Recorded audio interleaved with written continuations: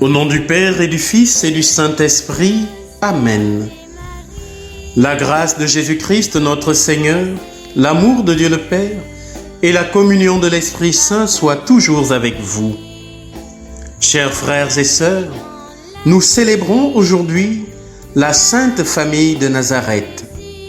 C'est pour moi un bonheur renouvelé de vous retrouver à Notre-Dame de la Miséricorde d'Ali-Manding pour notre méditation dominicale. La première lecture de ce dimanche est tirée du livre de la Genèse au chapitre 15, les versets 1 à 6, puis le chapitre 21, les versets 1 à 3. Le psaume responsorial est le psaume 104. La deuxième lecture est tirée de l'épître aux Hébreux au chapitre 11, les versets 8, puis 11 à 12 et enfin 17 à 19. L'évangile de ce dimanche est tiré de l'évangile de Luc au chapitre 2, les versets 22 à 40. Chers frères et sœurs, après la nativité de notre Seigneur Jésus-Christ, nous célébrons aujourd'hui la Sainte Famille de Jésus, Marie et Joseph, la Sainte Famille de Nazareth. C'est pour nous l'occasion de redécouvrir la famille, de redécouvrir nos familles dans le projet de Dieu. Nous le savons, Dieu crée l'homme et la femme pour leur communiquer ce qu'il est. Et Dieu est essentiellement amour et miséricorde. Dieu n'a pas fait de l'amour un concept vide et abstrait, un idéal que l'homme serait condamné à poursuivre toute sa vie. Chers frères et sœurs, le Seigneur dès l'origine crée un cadre, une communauté de vie pour accueillir l'amour qui vient de lui. Et ce cadre, c'est la famille. Chers frères et sœurs, à l'image de la Sainte Famille de Nazareth, nos familles constituent le lieu où l'amour de Dieu se reçoit, se vit et se dit sous des traits humains. C'est donc dans la famille que nous identifions la première vocation de l'homme, aimer et communiquer l'amour dans la famille à travers l'union de l'homme et de la femme. Dieu lui-même, quand il vient prendre notre humanité, lorsqu'il se rend visible à nos yeux, il choisit la famille.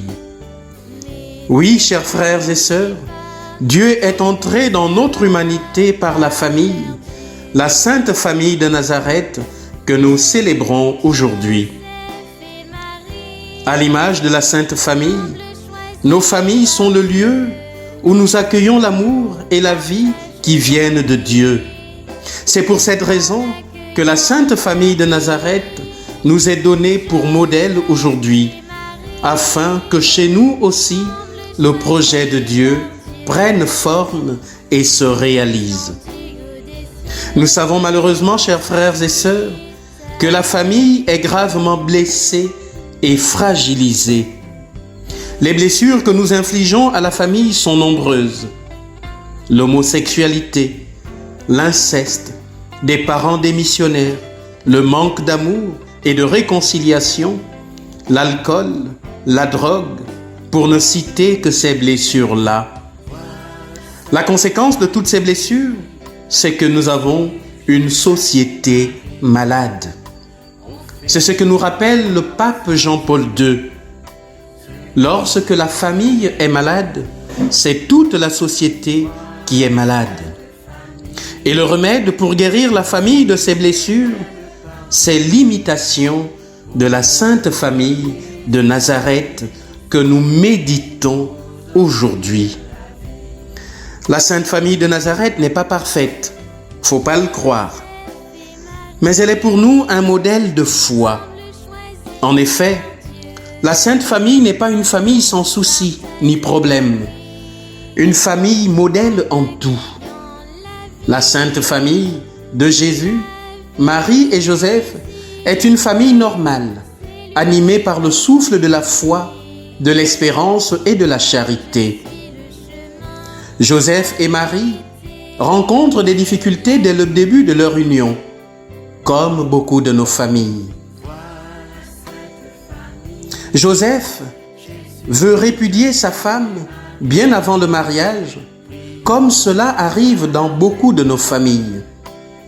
L'enfant Jésus est un vrai mystère pour ses parents, comme beaucoup de nos enfants.